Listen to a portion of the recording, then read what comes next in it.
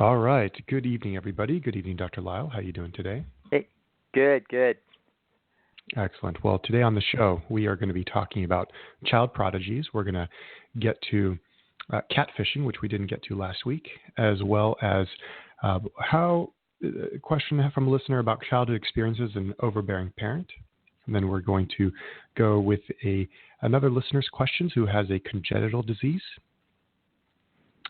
And then if we can get to the next couple of questions, if we've got time, we're going to be talking about sibling birth order and then talking about death.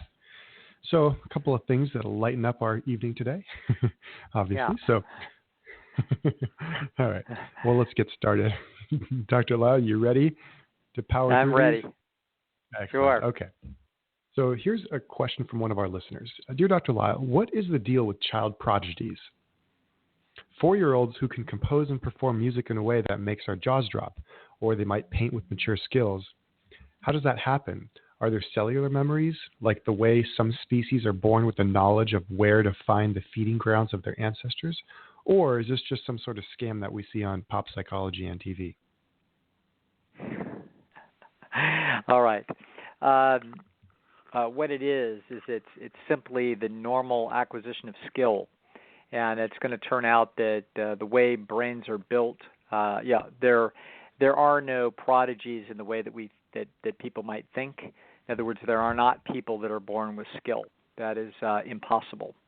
The reason why I say that it's impossible is that the construction of the nervous system is such that it has to be very flexible about what motor skills that it's going to learn.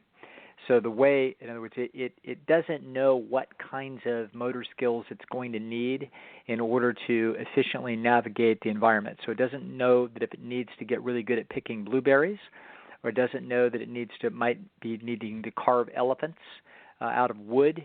It doesn't know whether or not it needs to be throwing projectiles with accuracy. In other words, it doesn't have any idea at birth what on earth is going to serve this human best in terms of motor movements.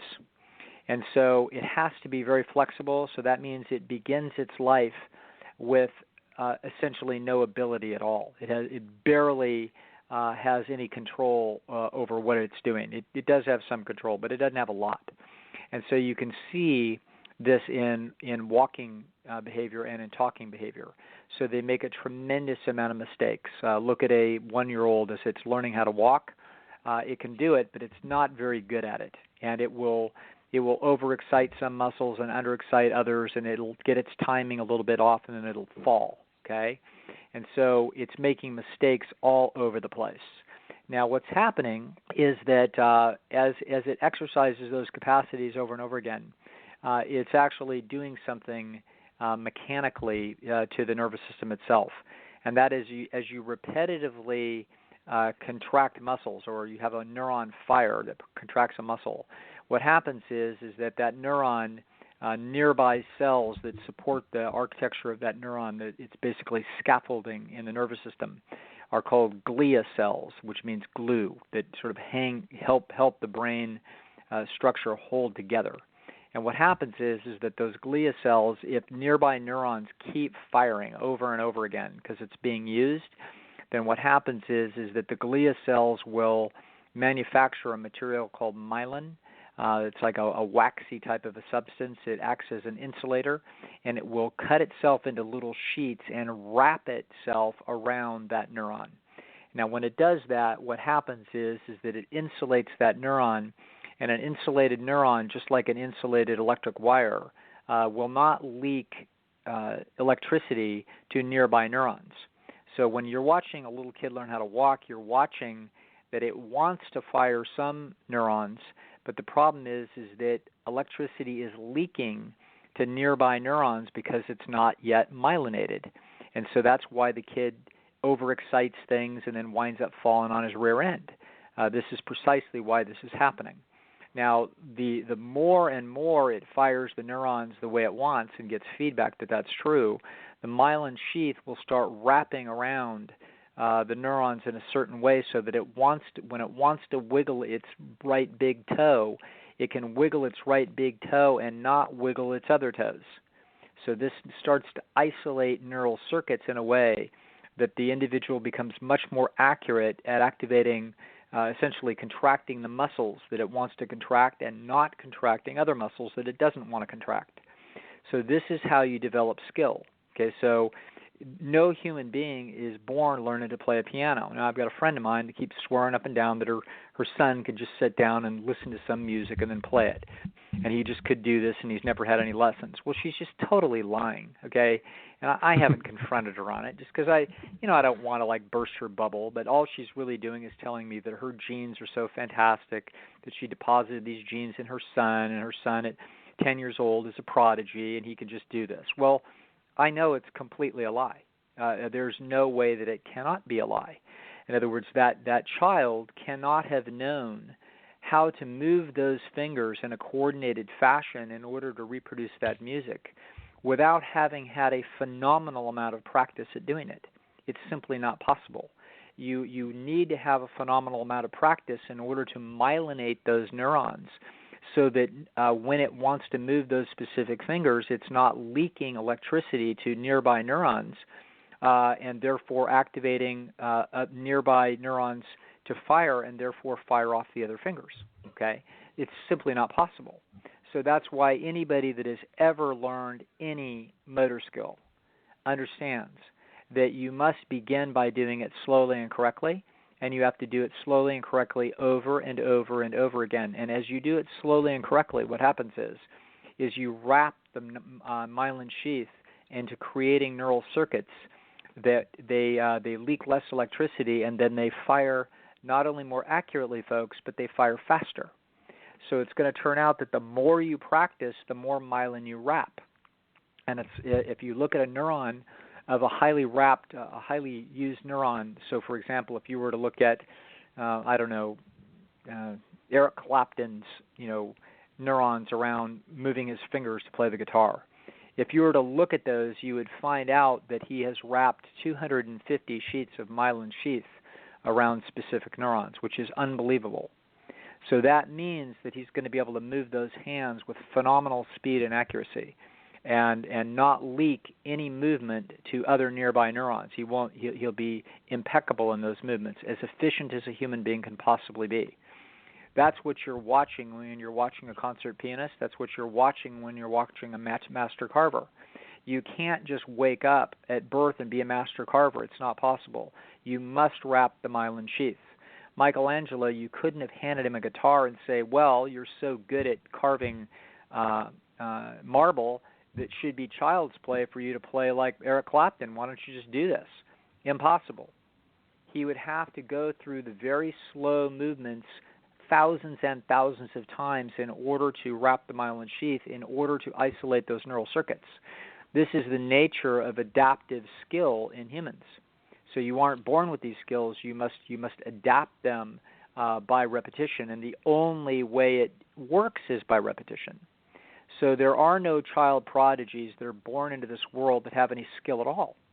When you're looking at a 4-year-old that's really good at something, believe me, this had some parent breathing down its neck in all probability, making sure that it had the tools to do this thing, if it's a violin or it's a golf club, whatever it is. And it has all the time, it doesn't have to go work in the field and pick berries. This thing is firing these neurons over and over and over and over and over and over and over again.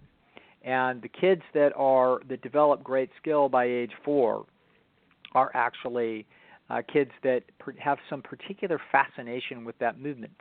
So in the case of Tiger Woods, he was just fascinated with hitting golf balls. In the case of Tara Lipinski, she was very interested in ice skating.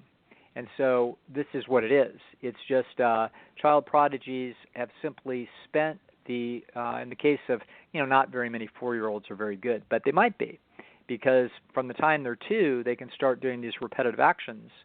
And if they do those repetitive actions for, let's say, 1,000 hours a year or 2,000 hours a year potentially, some little crazy kid that just keeps doing these movements over and over and over again, 8 hours a day for 365 days a year, they could potentially put 2,500 hours in, and in a couple of years, if they've got a rage to master, they could have put in 5,000 hours of repetitive actions. If they do this, they can have wrapped a tremendous amount of myelin sheath around certain movements, and they can be highly competent. They're not going to be as good as someone who's 10 years old and has been wrapping the myelin sheath for several years. They will not be as good. So everybody talks about how Mozart was this child genius, and at age 4 he's writing music, but he was lousy at it. Okay, so he was, I'm sure, a fine little pianist, but being a pianist is an awful lot different than writing music. So Mozart wasn't worth a damn as a music writer until he got older, as that would make sense. He had a great deal to learn.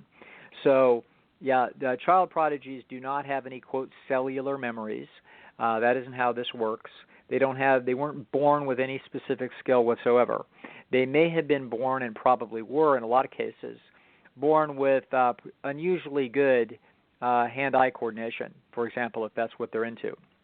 Or it isn't just hand-eye coordination. They're probably born with very coordinated nervous systems, so they might turn out to be a tremendous skateboarder, for example, et cetera. The world won't hear of them in all probability because we don't care that much about that. But they might, or they might, if there's some Hawaiian kid, they might get out there and just surf like crazy and get extremely good at surfing and wrap a bunch of myelin sheath around those problems. So you can see that there is no mystery here. It's literally how much myelin sheath have you wrapped, and essentially the only way to wrap the myelin sheath is to earn it, and you earn it by repetitive actions focused very carefully on making the movements as accurately as you can and doing them hundreds of thousands of times. The great NBA All-Star Bernard King in the 70s and 80s once gave an interview that said he actually intentionally knew that he wanted to add a new move every summer to his NBA repertoire. NBA players usually have a few go-to moves that they have done so many times that even if you scout it, it's happening so fast that the defense may not be able to react quickly enough to stop the move. And so Bernard King, in trying to keep ahead of the game, and obviously because they're filming you and they're scouting your tendencies, so the players in the NBA all get to know each other, and they get to know, what the other person's go-to moves are and try to anticipate those and take those away and make them beat you with something else. Bernard had figured out that in order for him to get a new move ready for the NBA, it took 100,000 repetitions and before it was NBA ready. So that's what he would do all summer long, is he would do 100,000 repetitions to bring a new move, and that is how you make an NBA All-Star. Wow. This is really interesting. So, yeah, the myelin sheaths. So, when I was in high school, I started learning magic, and, it's just something to do, and it's really interesting. But what I noticed was I was no longer interested in being a spectator of magic because it was just no longer fascinating for me. Yeah. So you see where I'm going with this. I'm wondering, Dr. Lisle, is this how you look at the world now, where it's just not as fascinating because you kind of understand, this myelin sheath? It's not the fantasy of like some kid who just happened to have this cool nervous system that he just learned to do things. Yeah. No, I'm respectful of people that have gone to the trouble to wrap the myelin sheath. And I now look at the NBA, for example, a sport that requires phenomenal skill, and they have to be incredibly unusual athletes. They have to be really tall. They have to be really, really quick. They have to have great endurance. They have to be strong. They also have to be mentally tough. They have to be extremely competitive. They have to bring a tremendous amount of unusual characteristics to the table, but that's not enough. They have to wrap the myelin sheath, or they're going to be dead. So you can be 6'9", can jump really high, quick, tough, strong, willing, but if you have not wrapped the myelin sheath, you're probably going to be out of the league. And so you will sometimes, if you watch the NBA, you watch the speed of the movements and the skills that the players use, you are watching the myelin sheath. That's what's very interesting. So you're literally watching a chess game of the myelin sheath because the muscles and the bones that are involved here are just the mechanical operations by how it works. But what you're watching is you're watching the myelin that the person either earned or did not earn through repetitive actions, being very, very careful to not just goof around in the gym, but spend every minute that they could about wrapping the myelin sheath. And that's, when people watch Steph Curry now and watch Klay Thompson and watch these phenomenal, once-in-a-lifetime shooters on the same team, you are watching the myelin sheath. Those guys didn't just happen that way. They have systematically learned how to shoot a basketball, better than other people have ever learned how to shoot it. And that did not happen by accident. That happened by design. And you will find that with the incredible amount of incentive that people have today. In the old days, 40 years ago, if you were a professional athlete, you made the equivalent of today what would be $250,000 or $300,000. In other words, it was a lot of incentive for people from lower and middle economic situations. If you had that kind of talent, that it was worth trying to pursue that because you could make a lot of money. You for 5 or 6 or 7 years, you might make the $250,000 a year. It wouldn't set you up for life, but it would be a very good situation. It's entirely different today. If you are a very fine athlete today in the professional ranks, it's very likely that you will come away with a fortune, between $25 and $50 million, and that's if you're just real average. So that kind of a fortune now, everybody on Earth knows that these fortunes are now astronomical, and now the incentive to wrap the myelin sheath is now through the roof. And so you are watching the development of skills triangulate on the maximum possible for human nature. And so I don't think I will ever see a better shooter in my life than Steph Curry. I don't think we will. In other words, I think he has probably wrapped the myelin sheath as well as it can be wrapped in a nervous system that is genetically has the sensitivity of feedback mechanisms to hand-eye coordination that is probably at the 99th percentile.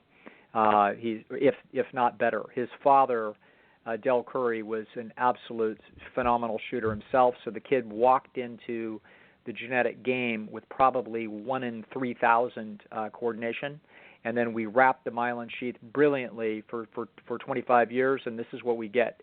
That's the apex of humanity in terms of that particular skill. It's like watching an Arturo Rubinstein play the piano. It basically can't be done any better. Okay, phenomenal. So that's what it is, and so prodigies are fascinating because it stokes our concept that there's some kind of magic out there. But folks, there is no magic to great skill. What there is tremendously driven effort. That's what results in great skill. Fantastic. All right. Well, before we get to our next question on catfishing, we actually have a caller on hold right now. Yeah. So I'm going to put them on. Sure. And, sure. All right, caller, how are you doing today? What's your name and where are you calling from? Hey, it's Rob calling from Boston, the place where Dr. Lisle's childhood dreams are crushed because of the Celtics. That's just beautiful. Is it Rob? Yes. Yeah, Rob, very good. Yeah, go to hell, Rob. Yeah, now go ahead. I talked to Dr. Lisle once, and he debunked this book called The Four Agreements, and I think it's worth just running over quick in the podcast for everyone to hear. Specifically, one part where Don Miguel Ruiz says, "Don't take anything personal," because I said to Dr. Lisle, well, he says, don't take anything personal for something. Oh, someone's being mean to you, someone's crazy towards you. Oh, don't take it personal. But what if someone's, what if for the positive? Oh, so you can't take anything personal so you can't take anything personal for the bad, but only take it personal for the good. It makes no sense. Dr. Lisle, can you please debunk this? Yeah, I don't question. even. Yeah, it's a good question. I don't even really. I think once because I got so many questions about this book that I went online and looked at Wikipedia for about 2 minutes to look at it. Obviously, it's some little pop psychology deal, and so I read through it and I don't really remember it very well. But the concept of don't take anything personal, in some ways, I could in some ways see a point of what someone is trying to be saying, which is something that I will try to encourage people in certain situations. But let me give you an example of what you're getting at and what I would get at. Let's suppose that you are being rejected in a romantic situation where you're interested and they don't seem to be interested in you. Now, in principle, we would say don't take anything personal. Don't take it personally. But how personal can it get? It doesn't get any more personal than this. This is what it's all about, is our genes are being rejected as not up to somebody else's standards. How is it that we do not take it personally is like almost psycho to think that you could have that attitude. Now, you could have another attitude that would be slightly different, which would be to say that, hey, obviously I'm being personally and in an isolated fashion rejected by this human who is saying I am not up to their standards. Okay. However, I could take it in the following way, that this does not mean that everybody of that person's gene caliber will always reject me. In other words, this is not an objective assessment in rejection. This is a subjective assessment in rejection. And so I need to isolate out this feedback to this specific individual and not necessarily generalize it to all other such individuals. Now, the truth is that we should generalize it to all other individuals to a degree, because this is, in fact, an N of one, and this person is representative of the marketplace that we are seeking to trade in. And so, of course, it's going to impact our self-assessment to some degree. But that degree should be limited, and we should keep an open mind as to what it is that this means. So this is particularly when we're young in life and we have not been rejected 50 times the way I have, the first few rejections can be at least 50 times. The first few rejections can be pretty tough on us, because particularly if we're not we're expecting to be able to qualify, and we would only approach people if we would expect to qualify. And then it turns out that we don't qualify, and this can be hard feedback. This is going to be some ice cold water in our face. To have a smug concept of not taking this personally would be, of course, absurd.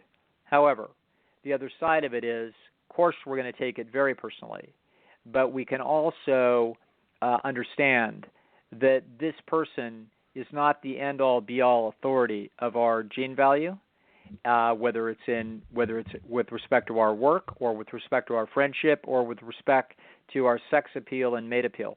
Okay, that they're not the end-all, be-all judge, and although we will take the rejection as a cue that we may have reached too high, or we may have not reached intelligently enough, or maybe we just simply don't qualify for this specific individual.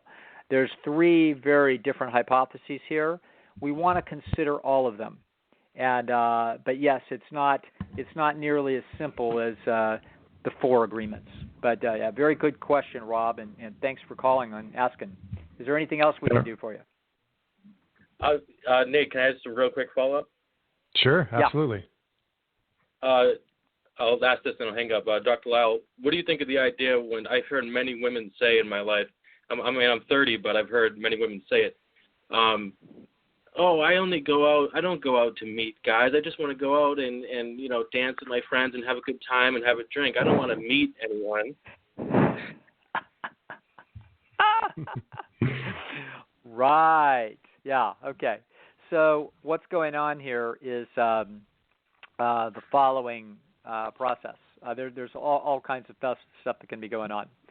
But one of the things is that human beings are not necessarily at all, they're not even unconsciously motivated to do things and not be aware of them. It turns out that they simply like to do things that wind up being causally related to being successful genetically. And that's what they're going to call fun, okay? So it's going to turn out that guys like to wrestle, and they like to fight, and they like to do sports. And they they at some point will start to figure out that if they get a bunch of glory from being successful, then the girls will ooh and ah, and it will increase their likelihood of, they're going to increase their mating cachet. They do learn this, but the truth is that it could have been the case that the species could have been obtuse enough to not even know that that was true, and they would still like to do it. Okay? They would just like to do it because it is in fact causally related, and it may never have developed a brain smart enough to understand why it's a good idea. It would simply do it because it's a good idea. Because its success in that arena is in fact causally related to mating success.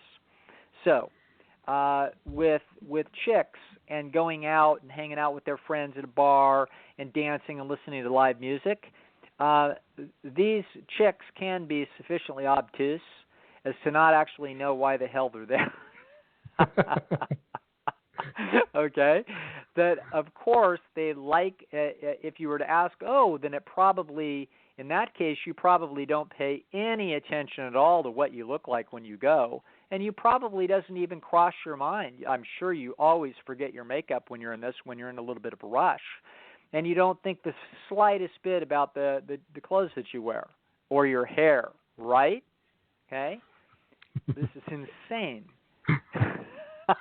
They are just like athletes, and this kind of thing is like the chick Super Bowl, and they're into it in the way that because this is an arena by which they display their sexuality, they display what it is that they have to trade.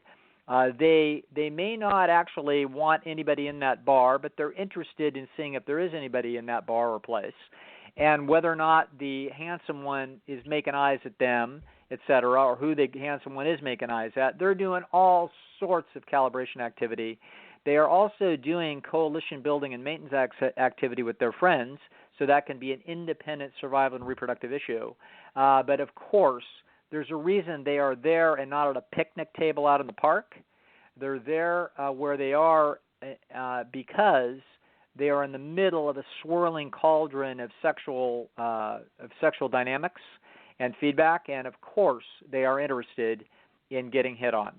So ridiculous, and you're right, and they're all lying. Okay. Good job, Rob. Thanks for calling. Thanks, Rob. Really appreciate the call. Would love it when you call. Yeah, Dr. Lisle, I was thinking about that too. Could the female in Rob's case, could she be signaling to him, look how conscientious I am, or look how humble I am. I'm not actually going to find mates. I'm just going to have fun. In other words, I'm not doing this intentionally. So don't think that I'm promiscuous or anything like that. Yes, yeah. That's what I was going to say. It's actually a major signal for someone in a relationship that's saying that. They're saying, oh, no, I'm not interested in fishing around for any other partners. But the truth is they're interested in going out there and calibrating. Okay, so calibration is a critical part of appropriate utilization of your resources. So that's like saying, I'd never want to leave that firm, but I certainly will go talk to that other firm if they're calling me up and they're going to make me an offer. Can't hurt to talk to the guy. Okay, so that's certainly, of course, in the equation, and then the other thing that you're discussing there, Nate, which is that they would want to signal that they are not promiscuous, because being promiscuous would reduce their mate value as a pair bond, and so as a result, they would want to say, oh, no, sexuality is not even on my mind. Okay, we know that sexuality is on females' minds. Because they're far more likely to wind up in places like that when they're fertile. Okay? Mm-hmm. And not only that, we know that when they are fertile and they wind up at such places, they show more square inches of skin than when they are not fertile. Mm-hmm. So this cannot be happening by biological accident. So their minds and their behavior are actually biasing this behavior in such a way to be more sexually attractive, and the only reason to be sexually attractive is to dig up responses from males. So whether or not you follow through on those are irrelevant. The point is that there's an underlying biological process that's at work here, and the people are not insensitive or blind to it. Well, speaking of minds and bodies, our next question has to do with catfishing. And so this is our listener has actually witnessed their roommate who's catfishing men online, and she would use an attractive girl. I got a story to tell you about this.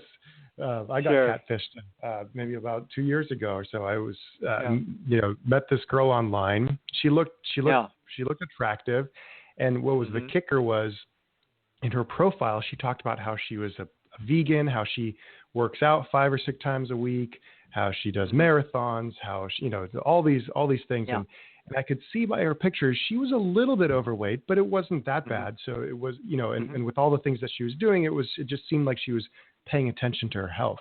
Well, when I invited her out, we were talking a little bit, and I said, well, do you want to go grab a drink, or you want to go drink coffee? Now, I don't drink coffee, but I always offer it because, that's kind of the normal thing to do. And she says, I don't drink coffee. I only drink water. and I don't drink alcohol. So I was like, oh, even better. Somebody who's very conscientious about what they're drinking. So I suggested we go get some smoothies. So I get there, and I'm on the corner, and Go ahead. So I'm on the corner. She comes she's on the way, and I'm texting her saying, oh, this is hard to find. She's walking up, and I didn't think I saw her, but there's this lady who's about maybe 90 or 100 pounds overweight. And and she's smiling at me. And in my socially awkward moment, I look and I say, God, I hope that's not her. And I said it too loud. And oh my God, it was just terrible. I don't think she heard me, but yeah, it was not very funny. We'll never know. We'll never know. So anyway. Oh, that's a tough one. Yeah, that's a really tough situation. Yeah, I've been catfished probably half a dozen times in my life, and it's a tough situation, and the times I've been catfished was always about weight. I've been on obviously first time Match.com dates, and the person the pictures are 50 pounds lighter than the individual that shows up. I'm not, it doesn't happen often, but it happens, enough that these are very tough things. So let's continue on with this question, and let's try to get to our questioners, what the root of the question is. Go ahead. Okay. So this is about my roommate who's catfishing men online. She would use an attractive girl's pictures to lure presumably more attractive men to talking with her, while in reality, these men never would have been interested in her as she was severely overweight.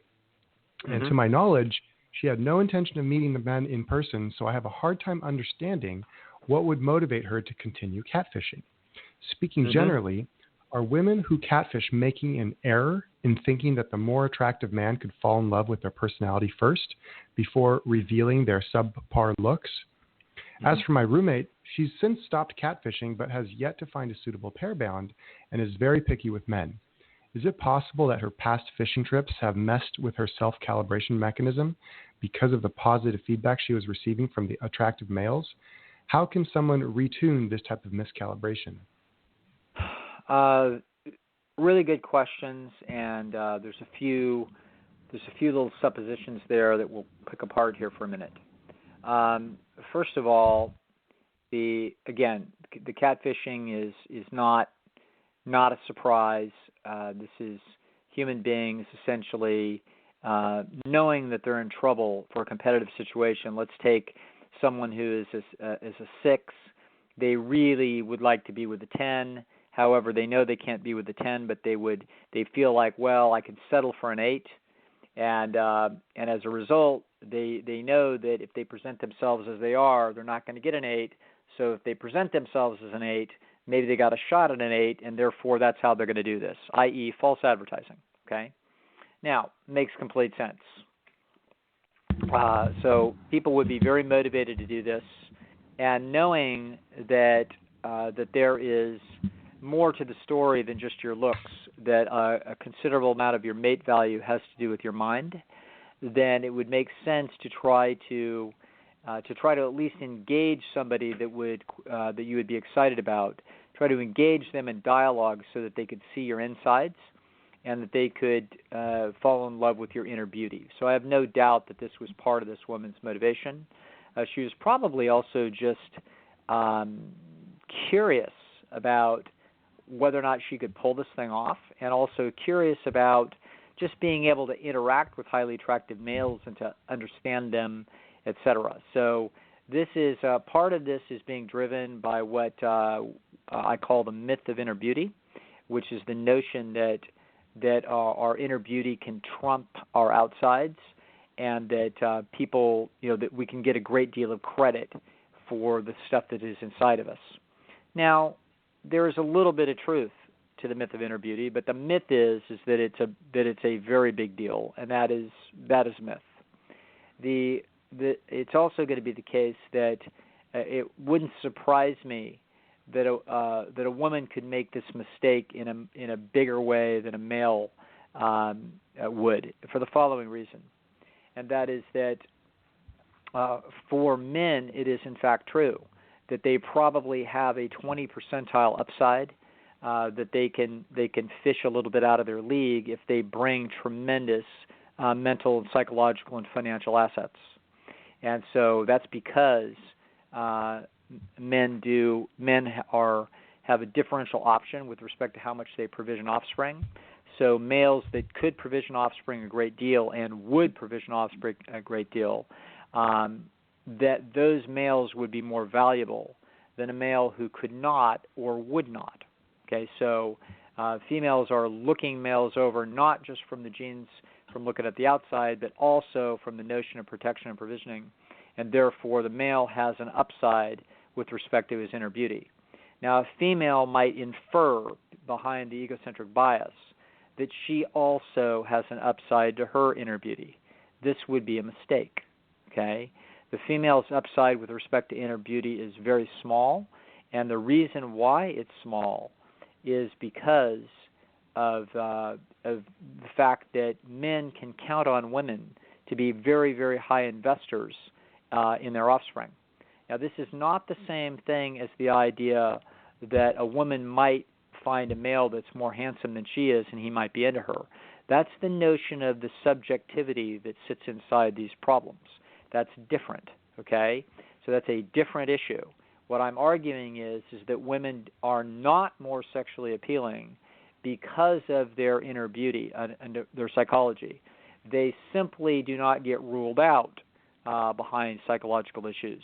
Men will rule women out psychologically who, in fact, are acceptable physically. But if you have great inner beauty as a female, you will not get ruled out on that issue.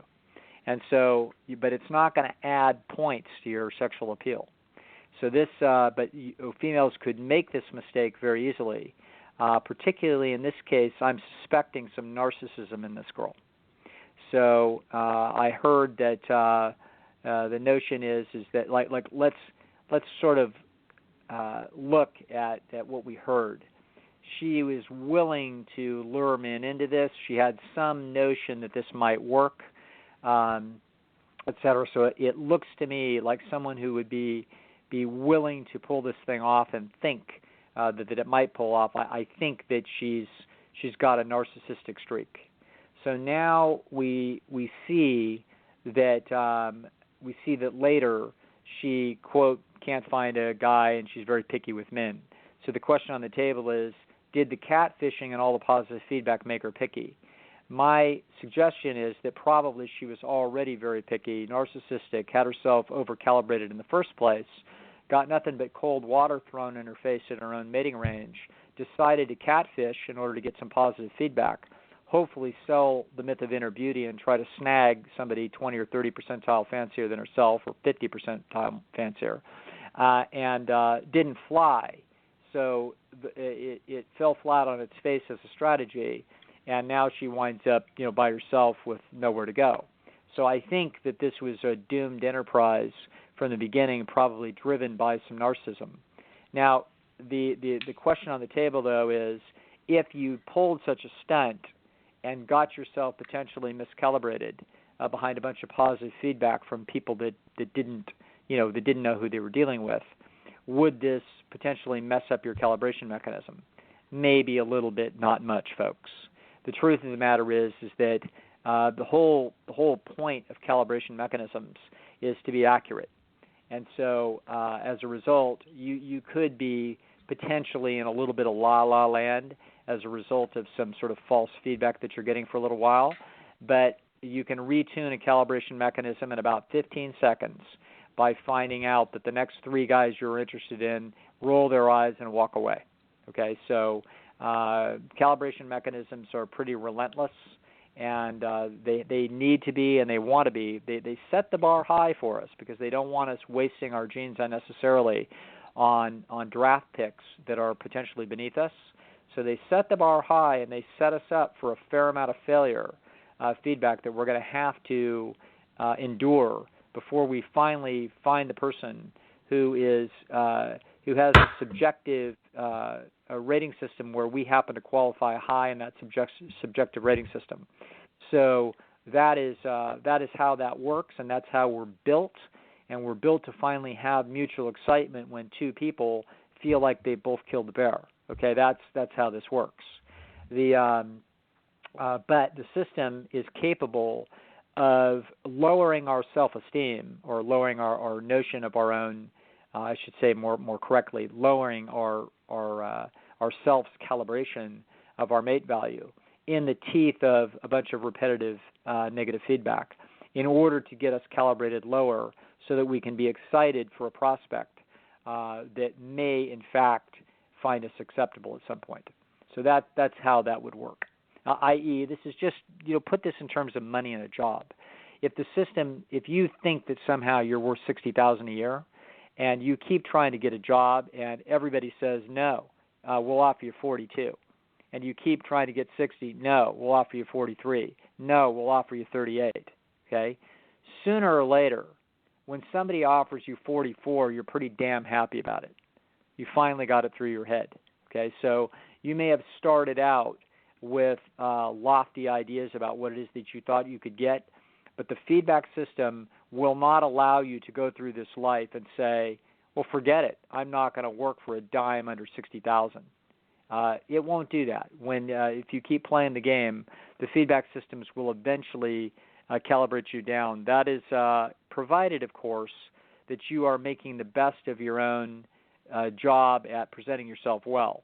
If you know you're doing a lousy job presenting yourself and you've got more genetic chips to play but you're not playing them, then the system may sit right there and say, I'm an 8, I look like a 6, nobody's interested in me that's an 8. I'll just sit here and someday I may get my due, or someday I may get off my duff and, in fact, get myself out there in the game of the 8s and play with a full complement of tools. And so people can sit on the sideline, particularly in the pleasure trap, particularly with respect to being overweight or possibly underemployed if they're a male. And those 2 issues can sit there as essentially frustrating and energy sapping goals that they don't want to put in the time and energy and commitment to traverse. And as a result of that, people can sit on the sidelines in this game of life for a long time as a result of this. All right. Interesting. So would you say that in terms of attractiveness, yeah, go ahead. If a female has gained too much weight, is this the equivalent in males as being without a job or underemployed? Yeah, I think that's right. I think if let's say a young lady's 40 pounds overweight, that would be the equivalent of a guy who could make $60,000 a year, but he's making 30.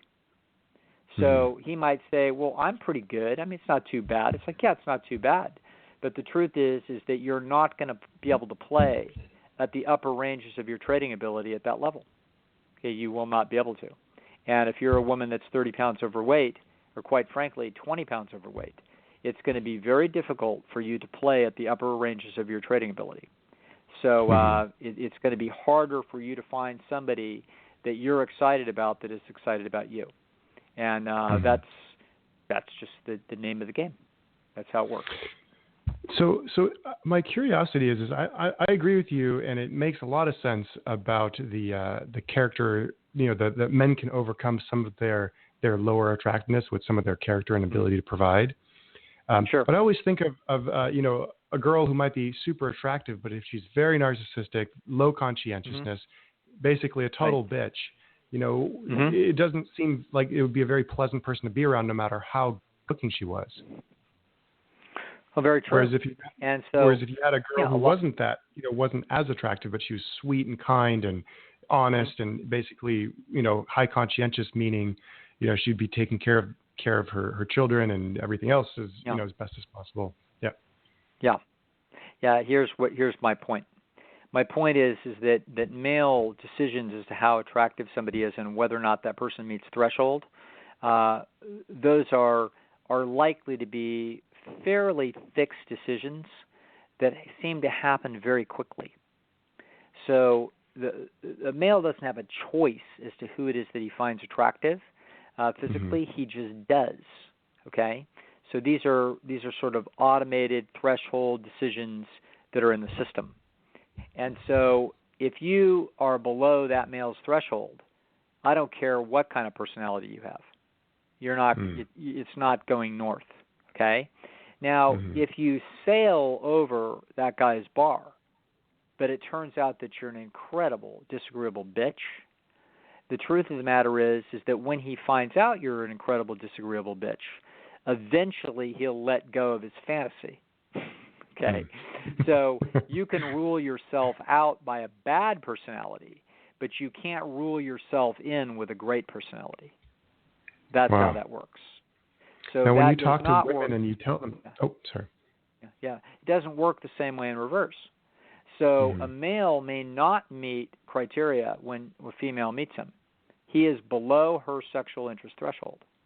But after she gets to know him and it turns out he's got a golden personality, he may meet criteria. So this is because females cannot know their own sexual responsiveness to a male at first meeting, because so much of a male's genetic value to her has to do with his psychology.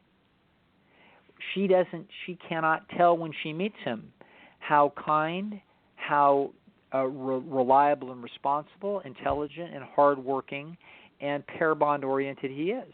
She cannot know this. However, each of those characteristics is a critical component as to how many resources her children by him will likely get. Okay? And so as a result, the female has to go through an assessment process in order to determine this. Now, a female can also meet a male who she finds screamingly sexual attractive and be interested immediately. All right, so she can have the same kind of immediate experience that a male does. But what she doesn't know typically is she doesn't know that she can have find somebody sexually acceptable once she discovers their inner psychology, and if it turns out they have great psychological assets, which most people don't have. Okay. But if the person has great, unusually strong psychological assets, it improves their sexual attractiveness with repeat exposure. It may or may not improve it enough to meet threshold for that female, okay? But it might. And so this is something that females know this happens. They've had it happen to them. They've had some kid in art class that when they met him, they weren't into him. But after a couple of months of painting next to each other, he's such a nice guy, he's so pleasant, and he's so committed to her, and he really likes her, blah, blah. Suddenly she's finding like, well, you know what, this is a possibility. And he's funny, and he's interesting, and he's got some talent, and hey, her nervous system finally, he meets threshold, surprise, surprise. Well, the females have had that happen to them from time to time in life. And so as a result, they have often the inference that the same thing can happen the other direction. And this is where they make a mistake.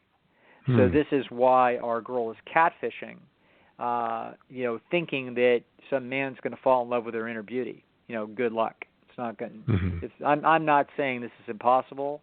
I'm just saying that I've never seen it. Okay? Whereas I have seen many situations where it goes the other direction, where the male was not immediately interesting to the female. He was below her threshold, and after she got to know him, her interest in him grew over a modest amount of time.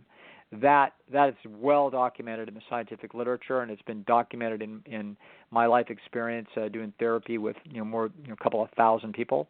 And so this is not an uncommon story from that direction, but the other direction is at best rare. Mm-hmm. And do your clients who you explain this to, they get pretty disappointed it seems unfair, but I'm sure, I think it's fair enough, it works itself out, but it's biology. Biology is what it is. And this is all, just the way that the game is set up genetically, and nobody has ultimately the upper hand. Everybody's got their own brutal problems to deal with, and it's not easy on anybody. Fantastic. Wow. Yeah. It's easier the more attractive you are. Which is why it's no surprise that attractiveness is a significant predictor of how happy people are. Okay. Yeah. All right. Well, only 17 more questions maybe to just go. pick one more. Okay, we'll pick one more. All right, we're gonna take one with the congenital disease, and then we'll get to the other ones that I didn't get to next time. Okay, dear Dr. Lisle, here's my scenario. I have a congenital vascular disease that affects the size and appearance of my entire right lower extremity. My right leg looks similar to a port wine-stained birthmark with varicose veins and is visibly larger than my left leg. But thanks to my plant-based diet, I'm very healthy.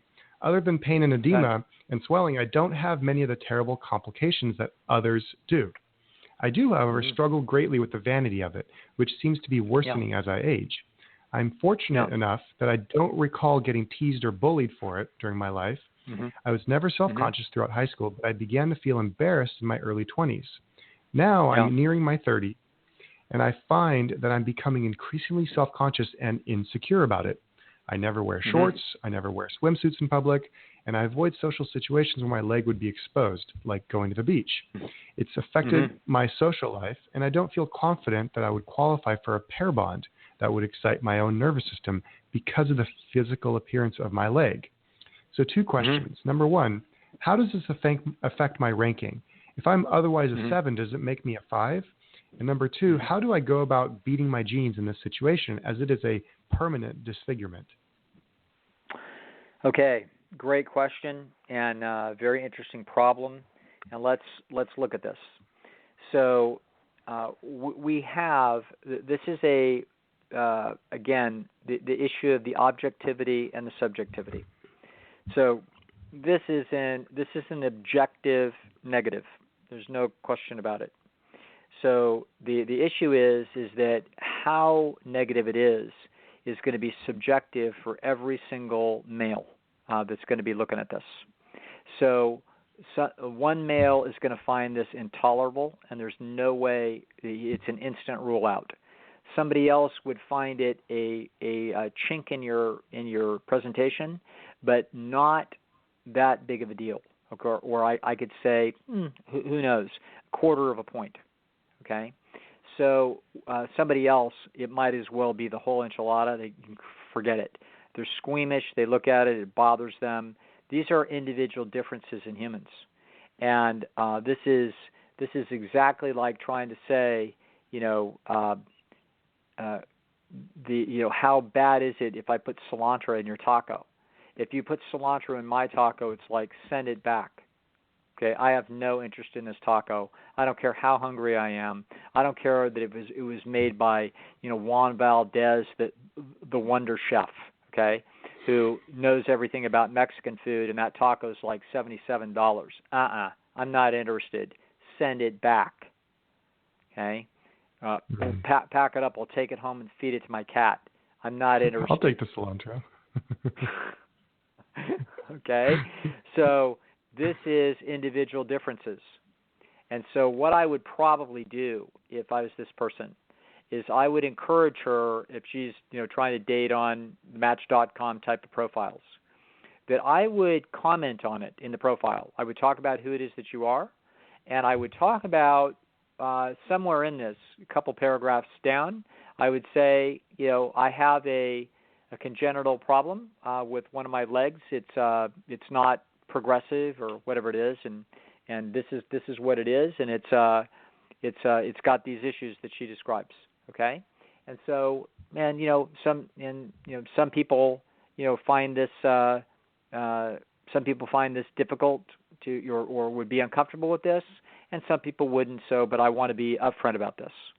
And I would say this, and I would have maybe one picture where you're not in long pants, where they can see some amount of it. So we're not throwing it all over the internet for everybody to see and gawk at. But we have one picture where you may have a low-cut sock, and then you have some shorts that go about to your knee, or so, maybe a little above the knee, and you're sort of crossing your legs, or you've got two legs side by side, and you're sitting back with a mint julep or whatever it is that you're drinking, and that's what's going on. You got a couple friends. You might even cue people that by having a picture with 2 or 3 friends, that they're not looking at your leg and they're not freaking out, that they're just looking at you as a person, and everybody's having a good time, but there it is. Okay? Now, the truth is that if you do this, you will certainly reduce the number of responses that you get. However, there will be people who will look at this as an opportunity, okay, as, for example, I would. I'm always interested in somebody that's got some chink in their armor somewhere, and the reason is, maybe it's something I don't care so much about, but the rest of the market does. So there's jeans on sale, okay? And so this is, I'm not the only one that thinks this way. And so this is, so when you say how far does it hurt you, does it take you to a 7 to a 5? No, I don't think so. I think it makes you if you're a 7, it makes you a bargain 7 for somebody is what it is. And so that's, but we want to access that market, and we don't want to waste our time trying to appeal to as many people as possible, and thereby waste our time and then try to win them in and reel them in and get a relationship a little bit going before they find out we have this liability. That is a tremendous waste of your life.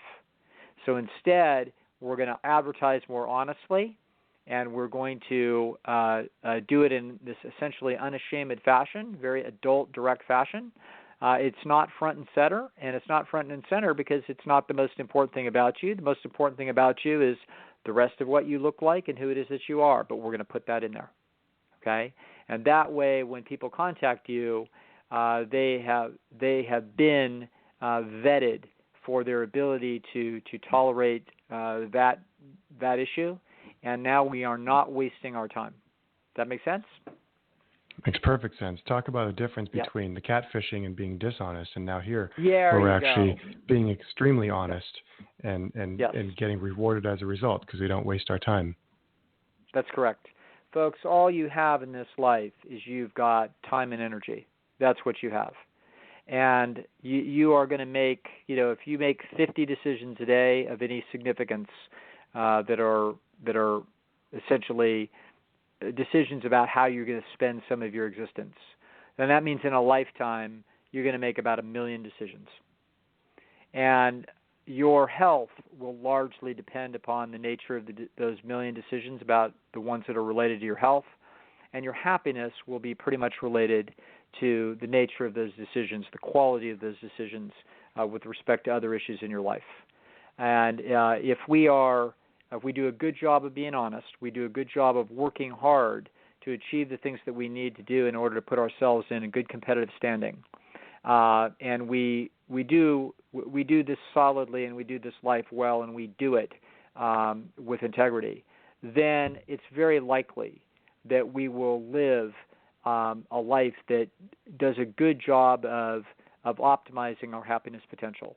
And so all we can do is to try to make good decisions so that we do not waste the opportunities of our time and our energy. And this is a perfect example of how it is that we try to do this well.